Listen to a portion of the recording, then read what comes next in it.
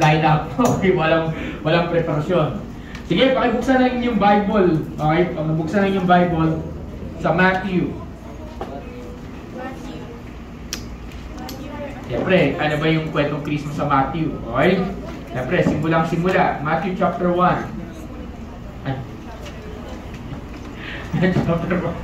Okay, Matthew chapter 1. Okay, so ikaw na lang bahala dyan, Saya. Chat-chat mo na lang. Okay, Matthew chapter 1. Okay, Say. Bigay mo yung ano ni Helen doon ka mag-chat. Kunin mo yung ano, yung kanyang ano, account. Tapos chat mo, sabi mo, ikaw ka chat mo. Okay. Okay, so Matthew chapter 1, verse 18. Now the birth of Jesus Christ was as follows. After his mother Mary was betrothed to Joseph, before they came together, she was found with child of the Holy Spirit. Then Joseph, her husband, being a just man, and not wanting to make her public example, was kapatay na yaw. Sige, pili ko madilim. Okay. Sige, patay na lang. Okay. Sabi dito, was a just man. Tapos, behold, an angel of the Lord, baliktad. Yan, okay. Behold, an angel of the Lord appeared to him in a dream, saying, ano yan? Do not be afraid to take your Mary as your wife, for that is which conceive in her is of the Holy Spirit. And she will bring forth a son, and you shall call him Jesus. Sabi mo, Jesus. Sabi mo, Jesus. For he will save his people from their sins. So all this was done, and it might be fulfilled, which was spoken by the Lord through the prophet, saying, Behold, the virgin shall be with a child, a bear son, and they shall call forth his name Emmanuel, which is translated, God is with us. So last year, tinuro ni Ate Mau niya yung Emmanuel. Don't worry, hindi yung magiging topic ko. Hindi yung magiging topic ko. Supposedly, meron akong topic na naka-prepare dahil na-link dito sa ating gifts. Pero, gifts pa rin. So, sino dito gusto ng surprise? Mahilig sa surprise? Di ba? Basta maganda yung surprise, di ba? So surprise mo yung katabi mo siya. Surprise! Surprise! Hindi ko surprise, di ba? Okay. Sino dito, pag ikaw na surpresa, ikaw ay yung mukhang nasa-shock. Mukhang, di ba? Mukhang shock, mukhang, di ba? Ganon, di ba? Surprise, di ba? Biglang ganon. Hindi mo alam, biglang magkakagulatan lang. Ang point dito is, sa panahon nila Maria, ito, alam natin yung kwento na pinagbuntis niya ang Panginoong Hesus sa pamagitan ng kapangyarihan ng Holy Spirit. Pero, biglang nasupresa. Sino nasupresa? Si Joseph. Kasi, out of nowhere, biglang merong yung kanyang betrothed. Sabi mo, betrothed. Sa panahon nila, may dalawang klase ng marriage. May dalawang parte ang marriage. Unang-una yung tinatawag na betrothal, ewan ko yung spelling, betrothed or betrothal.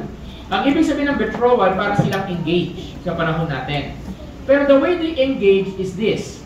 They stay sa bahay, nag-iisang bahay sila, pero hindi sila live-in. Kasama yung family. Ang point nun, para makita yung kakayanan ng babae, gumalaw sa loob ng bahay. So ito rin yung training ground niya, ito rin yung training season ng babae. Tumitira sa bahay ng at tinuturuan ng biyanan kung ano yung magawa ng bahay ng pang-asawa. Pero magkaiwalay sila ng kwarto, magkaiwalay sila, at yung nagano sila, nandun sila sa loob ng yung mga magulang. So parang ano lang, parang pinapatira to train, parang gano'n. Okay? Pangalawa, yung tinatawag na marriage o yung tinatawag na actual na kasalan na. So gano'n klase ang kultura ng Hebrew nung unang panahon. So during their moment or during their time, ang nangyayari is, they have this opportunity na they want this na si Joseph, okay, naka-ready na, tinitrain na si Maria. Then nalaman niya, si Maria ay buntis. Diba? Nalaman niya, sabi dito, after Mother Mary was betrothed to Joseph, before they came together, she was found with a child with the Holy Spirit. Sabi dito, she was found with a child. Question, paano nalaman ni Joseph na buntis si Maria? Anong verse sa Bible na sinabi ni Joseph na buntis si Maria? Anong verse na sinabi ni Joseph kay Maria na buntis siya? Joseph, buntis ako. At ang pinagbubuntis ko, anak ng Diyos. At galing ko sa banal na Espiritu Santo. O ikaw ba maniniwala? It was discovered. Question, paano nalaman ni Joseph? Walang sinabi sa Bible na sinabi ni Joseph kay Maria, sinabi ni Maria kay Joseph na siya ay buntis. Walang sinabi yun. Pero implied, sabi mo implied. Nasa mo implied. Ano ibig sabihin implied? Tayo yung nagbabakasakali na sinabi ni Maria kay Joseph kasi walang paraan paano malalaman ni Joseph na buntis si Maria kundi sabihin sa kanya ni Maria. So kung ikaw si Joseph, mga lalaki tas babae, okay? Yung babae si Maria, si Joseph, yung lalaki, huwag baliktad ha, walang baliktad dito. Okay. Kung ikaw si Joseph, ikaw si Maria, nalaman mo, ipagpupuntis mo ang anak ng Diyos, Holy Spirit, sa pamagitan ng Holy Spirit. Question, paano ang magiging response mo? Tingnan mo yung katabi mo, paano? Ay, mga babae dito, paano? Bigla ka na buntis, out of nowhere, di ba? Di ba, nag-swimming ka na, buntis ka na. Parang gano'n. Diba? Paano? Okay. Tapos mga kalalakihan, kahit paano magiging reaction nyo pag nalaman nyo na buntis ang someone na engaged na sa inyo? Diba? Sasabihin niya, anak mo. Diba? So, andito yung surprise. Sabi ni Maria siguro, Joseph, meron akong regalo sa iyo. Diba? Meron akong magandang regalo sa iyo.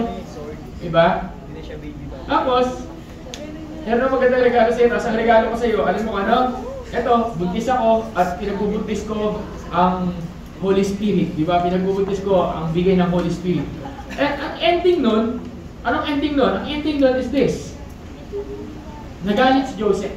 Kung ikaw ang lalaki at kung ano pa man yung pwede mong gawin, ay kung ikaw yung lalaki at meron ka padaanan na ganung sitwasyon, kahit ano pa ba din yung mangyari, gusto ko lang din sabihin sa inyo, everyone, sabi mo sa katabi mo, magugulat ka. Nakasama mo, sabi magugulat ka. Diba? So, nakakashock na nabuntis si Maria, nakakashock na nabuntis si Maria out of nowhere at masigit, guys, wag nang galaw ng galaw, okay? Mas nakakashock na hindi lang basta nabuntis si Maria, kundi sinabi ni Maria, dinadala ko ang anak ng Diyos. So, anong kalokohan yun? Halimbawa, sa panahon natin ngayon, may magsabi sa iyo na dinadala mo ang anak ng Diyos. Okay. Sino maniniwala sa inyo na may ganong bagay? Diba? Kalokohan yun. Laking scam yun. Laking kalokohan yun, diba? Diba sabi nga kanina, Mary, diba? Scammer si Mary. Bakit? Kasi, okay ka lang. Wala. Anak, upo lang kayo, okay? Okay ka lang. Okay, diba parang, hindi pa pwede na may mabuntis. Sabi ni Joseph, wala pa mangyayari. At sa panahon nila, pag ikaw ay nabuntis nang hindi ka pa kasal, ikaw ay death penalty. Okay? Death penalty. So therefore, hindi pa sila kasal, nabuntis si Maria at isusumbong siya ni Joseph, kanino yung tatay? Diba? Pero ang ending, nangibabaw ang kabutihan ni Joseph at mabait pa rin si Joseph at sabi niya, makikipag-divorce siya kay Maria privately. Ibig sabihin, hiniwalayan niya si Maria privately. So, sometimes there are surprises in our lives. And Christmas is about surprises, di ba? Nagsimula ito sa conception, it's a surprise. At kung pag-aaralan mo yung story ng Christmas, napakaraming sorpresa. Pero ang ending, tinamay ka tabi mo, sabi mo, may surprise ay si Lord. Ayan, di ba? Surprise si Lord. Ang ending ng surprise is this. Okay? Ang ending ng surprise, mga anak, huwag mo lang magalaw. Island. Okay. Ang surprise is this. When Maria was, tawag dito, naging pregnant, meron siyang dalawang desisyon na pwedeng gawin. At tayo din, kung may mga sitwasyon na hindi mo kontrolado ang buhay natin at sitwasyon, may dalawang bagay ka na pwedeng gawin. Unang-una is this. Trust. Sabi mo trust. Nasa mo, trust. Madaling magtiwala kung naiintindihan mo yung nangyayari. Mahirap magtiwala kung hindi mo naiintindihan yung nangyayari. Okay? Okay? So, sino dito kaya magtiwala sa Lord kahit na ang gulo-gulo na nangyayari? Di ba? The number 2, either you will trust, you go your way. Sabi mo sa katabi mo, you go your way.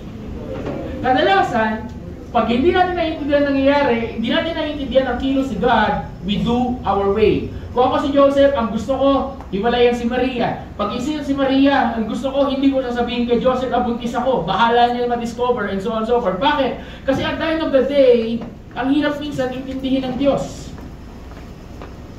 Sino aamin dito sa ating lahat na may pagkakataon sa buhay natin na ang hirap intindihin ng Diyos sa buhay mo? Amen. Amen ba? O ako lang? Amen. Diba? Sino aamin dito na minsan, yung totoo ha, nasabihan mo na si Lord, Lord, ang gulo mo. Hindi mo sinabi yung salitang ang gulo, pero yung implied mo, ganun din yung gusto mong sabihin. Kasi ang hindi mo naintindihan eh. Parang ang labo. Parang wait lang, saglit. Binigay mo, binawi mo, labo mo. I-answer prayer, sinurrender. Alam mo yung ganun? Diba? Alam mo yun? Tingnan mo yung katabi mo. Alam mo yun? Diba? Diba? Sinabi ni Lord kay Abraham, Abraham, bibigyan kita ng anak, binigyan ng anak si Isaac, at anong ginawa? O yung Isaac, yung promise ko sa iyo, binigay ko sa iyo, o akin na, i-sacrifice mo. Tapos isa-sacrifice na ni Abraham, anong ginawa ni Lord? O wag mong i-sacrifice, wag mong ituloy. Gulo, di ba? Tama mali. Magulo siya sa perspective natin kasi hindi natin naiintindihan ang galaw ng Diyos. Ulitin natin. Magulo sa perspective natin sapagkat hindi natin naiintindihan ang galaw ng Diyos. Kung hindi mo kilala si Lord, magulo ang galaw niya. Magulo para sa iyo. Hindi mo siya naiintindihan, malabo. Pero kung kilala natin si God at alam natin ang sinasabi ng salita niya, magkakaroon tayo ng idea paano gumalaw si Lord. Amen po ba? Kung kilala, bakit kayang magtiwala ni Maria doon sa sinabi ng anghel? Bakit kaya magtiwala ni Maria na yung sinabi ng anghel ay legit, totoo? Bakit kaya magtiwala? Kasi ako personally, I believe, kilala ni Maria ang Panginoon. Kilala niya ang Lord, nanimitakot siya sa Diyos, maaari nag-aaral siya ng salita ng Diyos, at ang kanyang asawa, si Joseph, ay galing sa lahi ni David. Ibig sabihin, somehow may alam to sa Word of God. In other words, they know the Word, they know the Lord, and they know also the Word of God.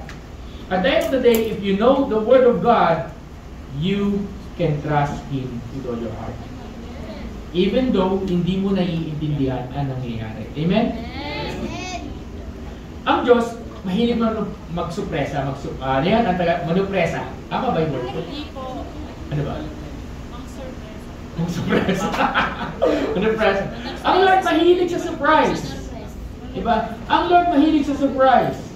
At isa sa surprise na ginagawa ng Diyos is this. Bibigyan kanya ng regalo. Sample lang. Bibigyan kanya ng regalo. Bigyan niya ng 5-10 minutes. Okay. Bibigyan kanya ng regalo. Hoy. Bigyan ka regalo.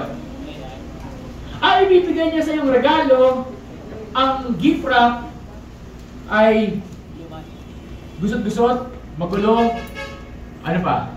Sino dito marunong mag-gift wrap? Yung maganda mag-gift, mali-maling word. Maganda mag-gift wrap. Maganda. Sino dito? Totoo. Pangit mag-gift wrap. Basta mag-gift wrap mo lang. Okay na. Tapos, at ang mindset mo, pupunitin rin naman eh. Sisirain din naman, di ba? Tama, di ba? Okay. Halimbawa itong gift wrap na to, ang pangit-pangit and so on so forth. Sabihin na natin, normal na karton lang. Hindi siya normal lang, dyaryo. Question. Tapos, hindi siya nakalagay sa mga regalo. Nakalagay lang siya sa isang tabi. Sabi natin, kalsada, kalye, kanto. Question. Papansinin mo ba? Oo o hindi? Yung totoo, paano kung katabi niya basura? Papansinin mo ba o hindi? Totoo, papansinin mo ba? Oo o hindi? Yung totoo. Ibig sabihin, papansin, kukunin mo ha. Diba? Pero halimbawa, may nakita ka napakagandang gift wrap. Kahit katabi ng basura, feeling ko, lalapitan mo yun. Makukulius ka, tapos kukunin mo yun. Tama mali? Diba? Ibig sabihin, minsan ganun ng Diyos. Oh, listen. Bibigyan ka niya ng regalo. Bibigyan ka niya ng pangako. Bibigyan ka niya ng instruction. Bibigyan ka niya ng revelation. Pero yung revelation na yun, nakabalot sa isang gift wrap na hindi mo maunawaan bakit ang ganon ang balot. Bakit ang gulo? Bakit ang pangit? Tingnan mo yung katabi mo. Tanungin mo yung katabi mo. Kamusta ang buhay mo? Pangit ba? Diba? Pangit ba? Pangit ba? Pangit ba? Diba? Pangit ba? Diba? Pangit ba? Diba? Parang ikaw mismo nagtatanong sa Diyos, Lord, bakit ganito? Bakit ganito? Bakit ganito? Hindi mo na unawaan, and so on and so forth. Pero at the end of the day, what we believe is this.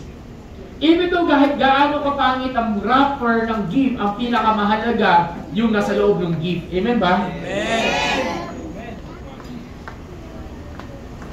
Kahit gaano siya kapangit, excited ka makita ano yung nasa loob.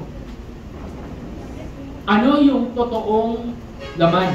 Kasi, minsan, madaling makita yung nasa labas, madaling mag-judge sa nakikita mo. Sabi nga, don't judge the book by its cover. Don't judge the gift by its cover, di ba? Don't judge. Madaling mag-judge sa nakikita mo sa labas, pero hindi pa nakikita yung loob. Kaya sabi mo sa katabi mo, huwag kang assuming. Diba? Huwag kang assuming, di ba? Kaya assuming. Assume ka ng assume. Kotse, bahay, lote, hindi. Di ba? Gift yan. At at the end of the day, ganun din. Nag-assume si Joseph, Maria, imposible ang ginagawa mo. Imposible sabihin mo sa akin, buntis ka, tapos banal na Espiritu Santo? We. Maniwala ako, imposible yan, sinuniloko mo. Kailangan pa ng panaginip ni Joseph, kailangan pa ng anghel para kumbinsihin si Joseph. Nakita nyo? Yeah. Minsan, kailangan pa natin ng convincing factor para malaman natin na yung sitwasyon na yon ay galing sa Diyos. Yung surrender na yon ay galing sa Diyos. Yung sacrifice na yon ay galing sa Diyos. Yung iyak na yon, yung hirap na dinaanan mo, lahat yan. Tingnan niyo ako. Lahat ng dinadaanan mo ngayon, gano'n mong kasakit, kagaan, kahirap. Paano kung sabihin ko sa iyo, it's a gift from God? Maniniwala ka? Madaling mag-amen pag maayos ang mga bagay-bagay. Mahirap mag-amen pag ang gulo-gulo. Amen. Okay? Tama mali? Amen. Diba? So may question ako. Ano mas gusto mo? Tingnan. Yung nasa labas o excited ka makita yung nasa loob? Kung ano talaga yung laman. Baka mamaya kasi, yung gift na binibigay sa iyo ni Lord, yung gift na yun ay simula lang pala. Tapos yung pala magbubukas ng pintuan sa iyo. Yung pala yung magbubukas ng opportunity sa iyo. Yung pala yung magbubukas ng breakthrough sa iyo. Yung pala yung magbubukas ng fulfillment ng promise ni God sa iyo. Amen? Amen.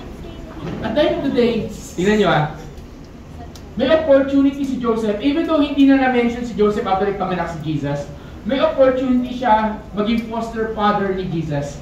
May opportunity siya maging parang ama-amahan ni Panginoong Hesus dito sa lupa. May opportunity siya maging ama-amahan ng the Son of God. May opportunity siya maging ama-amahan ng Savior of the world. Diba? Wala tayong idea ano na nangyari kay Joseph. May opportunity. Ibig sabihin, anong plano mas maganda? Yung maging tatay ka lang o maging tatay ka ng Savior of the world? Ano mas maganda? Yung pinapalaki mo tagapagligtas ang mundo. Yung pinapalaki mo magliligtas din sa sarili mong buhay. Diba? Nare-realize diba? Diba? Minsan, hindi mo nakikita, hindi mo mag-gets yung plano ni God, hindi mo alam na yung sitwasyon palang pinagdadaanan mo, yung pala ang magtatawid sa'yo sa pinakamagandang plano sa'yo ng Diyos. Yun ang meaning ng Christmas. Christmas is a surprise, but actually Christmas, Jesus, tingin. Jesus, nung dumating sa mundong ito, hindi siya dumating as a man. Dumating siya bilang, Baby. Dumating siya bilang baby. Hindi siya dumating as an adult, as a man. Hindi siya dumating bilang as a boy. Dumating siya bilang isang infant. Nag-conceive, nabuo. Diba? Lumabas sa tiyan. Hindi siya basta na lang lumitaw. May tanong ako, nagutom ba si Lord? Yes. Umiyak ba siya? Yes. May tanong ako, umiihi kaya siya na wala sa oras? Yes. Ng baby? Ito pa, ba't yung iba hindi kayo sumasagot? Anong palagay nyo? Yes. Pumupupo. Isip-isip pa, nasa nagpapalit ng diaper noong unang panahon, no?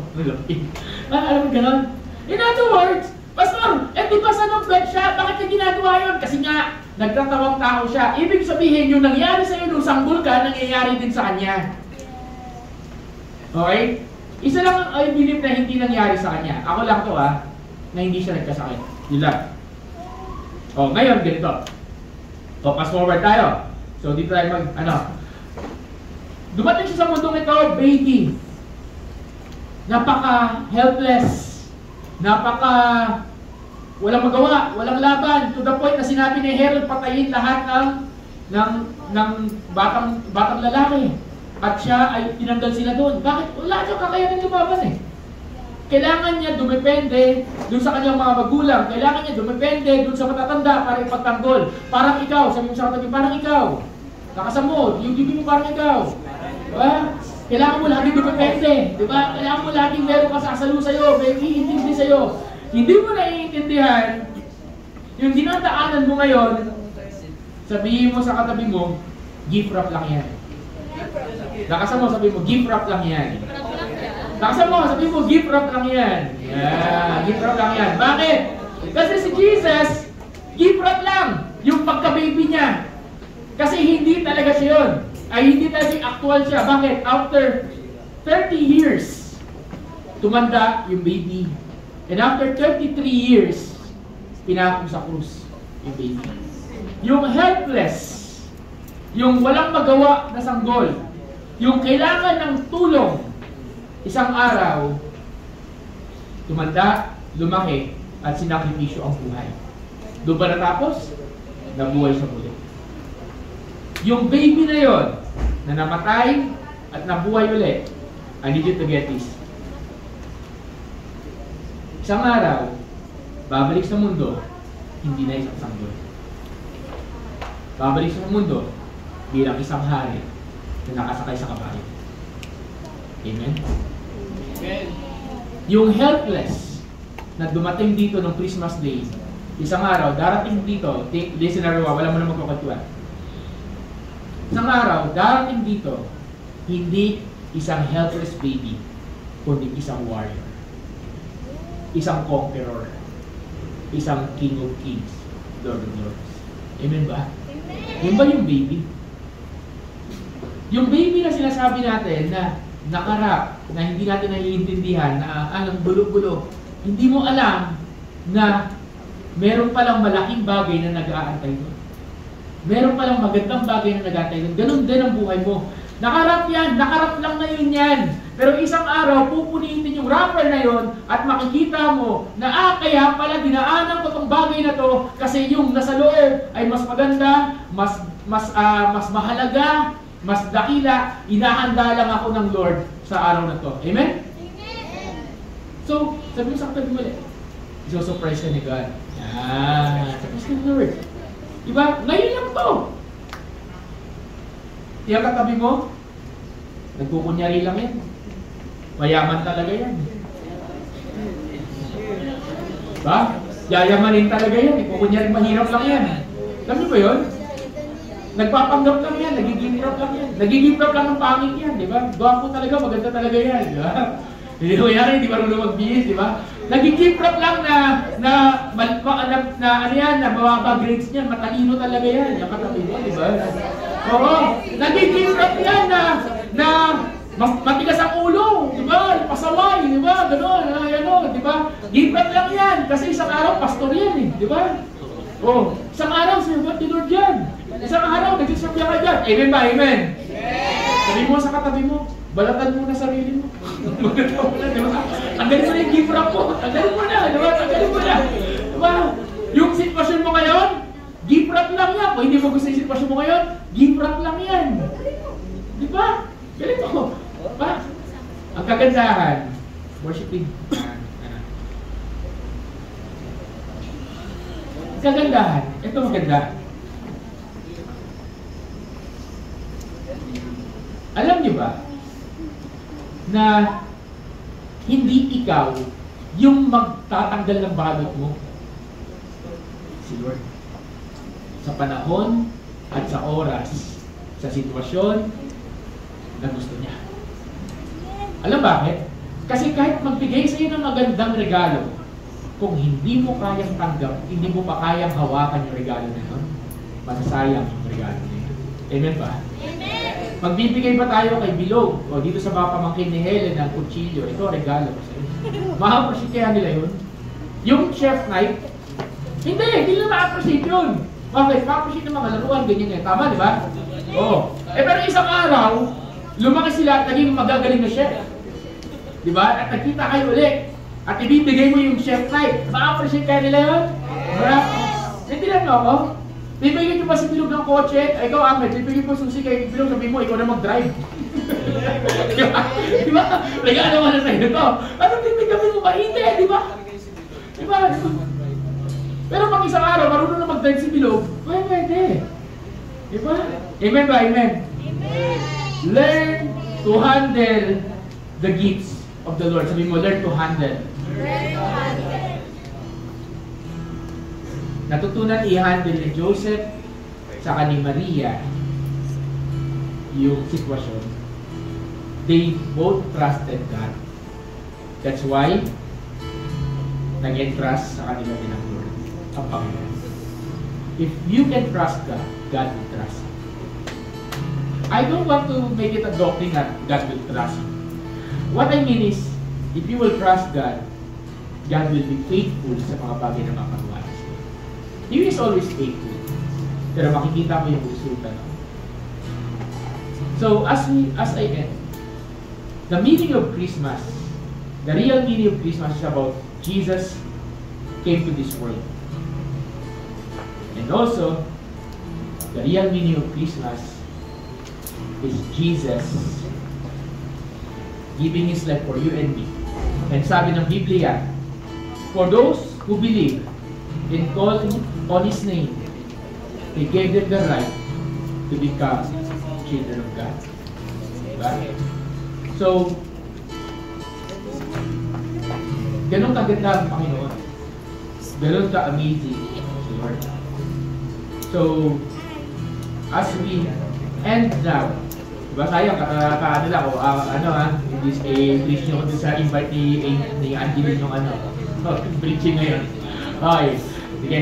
As we end, sabi mo sa katabi mo, ready ka ba pa-unwrap na kay Lord?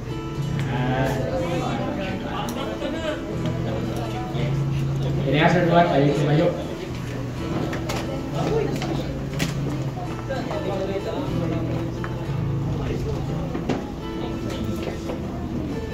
Thank you.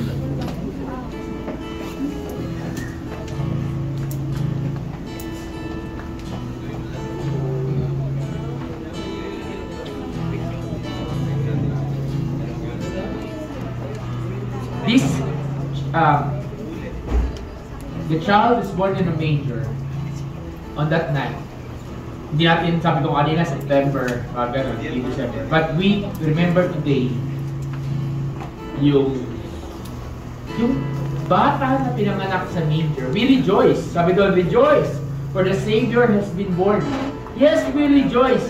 But yung rejoicing na yon, yung tuwa na yon, yung ligaya na yon, yung awitin, yung sigawan, hallelujah, Hosanna to the highest, ganon. Yung sinasabi nila na ganon, after 33 years, that rejoice, mapapalitan ng hinagpis, mapapalitan yung ngiti, mapapalitan ng luha, mapapalitan ng tumutulong dugo, mapapalitan ng kamatayan.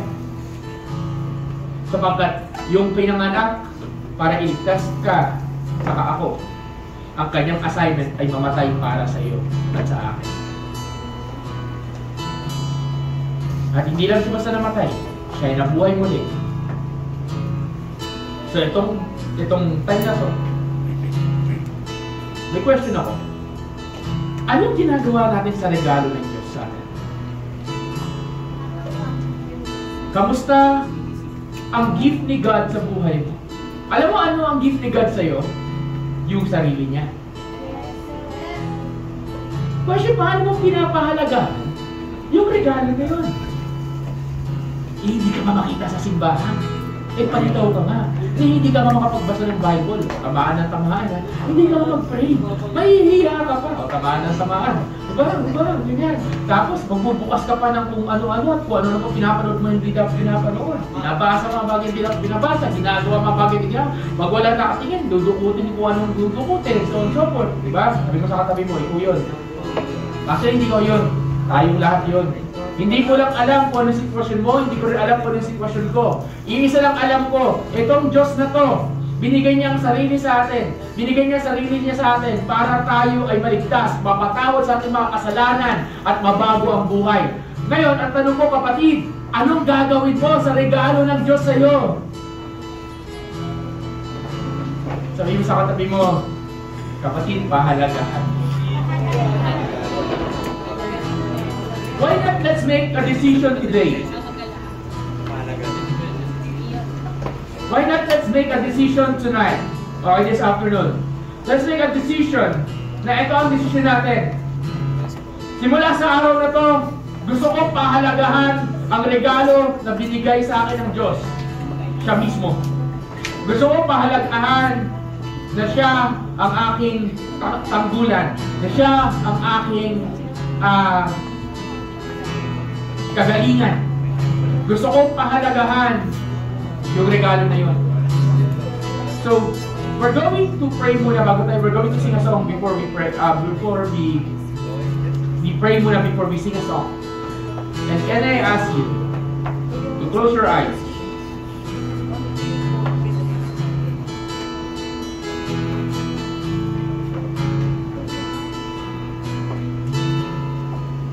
So everyone, focus sa akin. Huwag niyong kausapin mga katabi niyo. Speak with you and God. And let the Lord speak to you. Sabi ng God, I have a gift for you. Anong gagawin mo? Nak. Anong gagawin mo, Nak, sa regalo ko sa iyo? I have a gift for you. Gift of eternal life. Yung eternal life na yan, you need to make a decision para ito ay lumago, ito ay mamunga, at makita mo epekto nito sa buhay mo. Anong desisyon? Desisyon na siseryosohin mo ang regalo sa iyo ng Diyos. Desisyon na siseryosohin mo ang regalo sa iyo ng Diyos. Desisyon na, Lord, mula sa araw na ito, gusto kong seryosohin ka. Panginoon, hindi ko alam kung ano mga pinagdadaanan ng bawat isa. Pero alam ko sa kabila ng kanilang mga sitwasyon, sa kabila lahat ng ito, ikaw ay mayroong magandang regalo sa kanila. Regalo na nakabalot, na maaaring hindi naman naiintindihan yung balot na ito, maaaring magulo, maaaring nakakalito, nakaka-confuse. Pero Panginoon, isa na iintindihan namin, itong balot na ito, ang ganda ng nag-aantay sa loob. Kasi ikaw nagbigay. So Lord, sa oras na ito, tulungan po ninyo kami. Turuan po ninyo kami sa hawakan, pahalagahan, at mag-commit sa regalo. Ikaw ang aming tanggulan. Ikaw ang aming tanggulan. Worship it, can I ask you? Ating mga kayo music.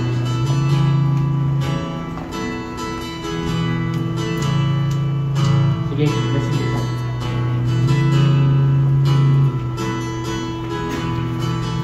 Sa aking pangangailangan, laging naroroon. Sa bisig mo'y panatagan. Wala nang alinlangan, aking Panginoon. Ba't pa ako mangangamba? Minsan pa. Sa aking pangangailangan, laging naroroon. Sa bisig mo'y panatag na.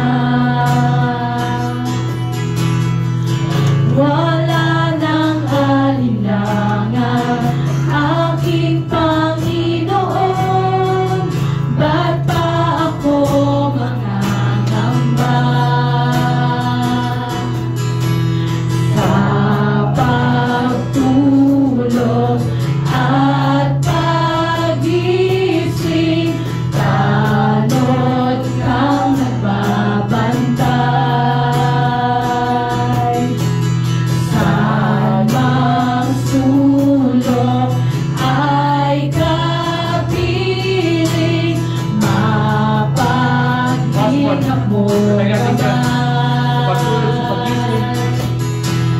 Sa pagtulog at pag-ising, tanod kang nagbabantay. Sa mga sulok ay kapiling, mapaglingap mong gabay. Yahweh, tanggulan ko ikaw, O Jehovah Raah. Yahweh, kanlungan ko ikaw, O Jehovah Shammah. Yahweh, tanggulan ko ikaw, O Jehovah Raah. Yahweh, tanggulan ko ikaw, O Jehovah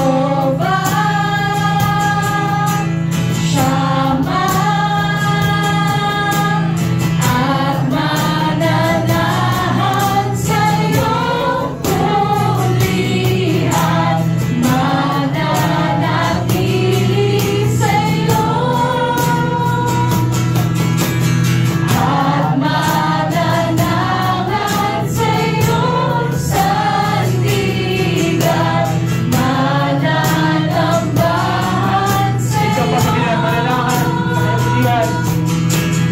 At mananahan sa'yo, pulihan, mananatili sa'yo. At mananahan sa'yo, sandigan, mananambahan sa'yo, tanggulan. Bakit ito yung ating kinanta despite ng hindi ating kinanta ng mga Christmas worship o Christmas song normally tulad ng mga natin ginagawa? Kasi ito nga yung purpose ng Emmanuel, na siya yung kumplihan mo, na mananahan ka sa kanyang presensya, na mananahan ka sa kanya mismo. Guys, I need you to listen to me. Na mananahan ka mismo sa kanya. And that's the purpose of Emmanuel. God is with us. Sabi mo sa katabi mo, God is with you. So if God is with you, meron kang tagapagsanggol, meron kang tagapagpagaling, meron kang provider, meron kang healer, meron kang guide, di ba? Meron kang victory, meron kang tagapaglaban sa'yo. Amen ba? Meron kang protector. Hindi ka nag-iisa. If God is with you, who can be against you? Amen ba? Kung kasama mo, Diyos, sino kakaaway sa'yo? Sino lalaban sa'yo? Di ba? Kaya kayo, give up. Sabi mo sa katabi mo, huwag kang padala sa sitwasyon. Di ba? Huwag kang padala sa sitwasyon kapag merong magandang bagay yun. Ang tanong, ang Panginoon ba ay Emmanuel mo? Ang Panginoon ba ay paano kung magiging Emmanuel si Lord? Pag tinanggap mo si Jesus sa puso mo, He is your Emmanuel. Hindi siya Emmanuel na pupunta ka sa simbahan kahit makumpleto mo yung sorry sa mga nagsisimbang gabi. Kahit makumpleto mo yung 9 days, wala kang wish na matutupad. Bakit hindi yun doon? Kahit hindi mo gawin yun. Pero pagkasama mo si Lord, kahit wala kang wish, ibibigay niya yung bagay na hindi mo alam na, wow, ito pala yung the best na gusto ibigay sa akin ng Diyos. Amen? Amen.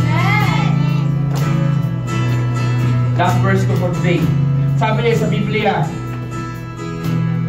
kung hindi niya nga winithhold ang kanyang sariling anak, hindi niya pinigilan ibigay sa iyo. Hindi niya pinagdamot, yun yung word. Hindi niya pinagdamot ang sarili niyang anak, ano pa ang hindi niya kayang ibigay sa iyo? Hindi ba? Ay, hindi niya rin ako naintindihan. Sabi ng Biblia, kung siyang ama na hindi niya pinagdamot ang kanyang sariling bugtong na anak, ibinigay niya para sa'yo, para sa akin, ano pang bagay ang hindi niya kayang ibigay sa'yo? Amen! Amen ba? So, naniniwala ka ba doon? Yes! So, kung naniniwala ka doon, then, ano yung katabi mo? Ayusin mo na kapatid! Yugugin mo! Sabi mo, mag-ayos ka na! Di ba? Mag-ayos ka na! Di ba? Sino yung handa mag-ayos na simula sa araw na to? Amen! Simula sa araw na to, sinusohin ko doon yung regalo mo. Ano regalo ng Diyos? Siya mismo. Siya mismo. Siya mismo. Yahweh, tanggulan ko ikaw, O Jehovah Raah. Yahweh, tanggulan ko ikaw, O Jehovah Shammah. Yahweh, tanggulan ko ikaw, O Jehovah Raah. Yahweh, tanggulan ko ikaw, O Jehovah Shammah. Ang mananahan sa'yong kundihan, mananatili sa'yo. Yes, Lord. Come on, Lord. At mananahan sa'yong sandigan, mananambahan sa'yo. Yes, Lord. At mananahan sa'yong kundihan, mananatili sa'yo. At mananahan sa'yong sandigan, mananambahan sa'yo. Hindi naman natin kakantayin yung ibang part, ha? Can I ask you to close your eyes? And if you're saying, we're going to end with this song, we're going to end with this prayer. Say, Pastor, gusto mo nang magseryoso? Gusto mo nang magseryoso? Sundan mo ako sa simple manalangin na to. Hayaan mo marinig ng sarili mo at manalangin sa utak, manalangin ka sa bibig. Na seryosohin natin ang nag-iisang regalong dakila, ang Panginoong Diyos. Sabi natin, Panginoong Jesus, simula sa araw na to, Ikaw ang maghari sa buhay ko. Ikaw ang aking tanggulan. Ikaw ang aking kanlungan. Ikaw ang aking tagapagligtas. Ikaw ang aking Diyos. You are my Lord and Savior. Starting today, help me God. Help me God. Help me God. Na seryosohin ang lakad ko. Seryosohin ang regalo mo. Simula sa araw na to, gusto kong mangako sa tulong po ng banal na Espiritu Santo na ako ay maglalakad ng tuwid, diretso, hindi paliko-liko, hindi paliwi-likoy, hindi pawala-wala. Gusto kong matutunan, Panginoon, seryosohin ka ng pagmamahal. Just let me pray for you. And Lord, bless them. Bless everyone right now. Bless their families. And as we said, as we remember, the Christ was born. Savior's born. Lord, let them become the light of the world. Kaya mo mag-reflect nila yung liwanag mo. Salamat po, O Diyos, na nagbibigay ka ng pag-asa.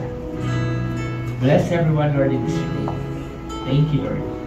At yung give mo sa amin, gusto namin seryosohin at tanggapin. At sabihin, salamat po, Panginoon, sa regalo Sabi mo nga, thank you ka lang, mag-thank you ka lang sa gift niya binigay sa'yo. Come on.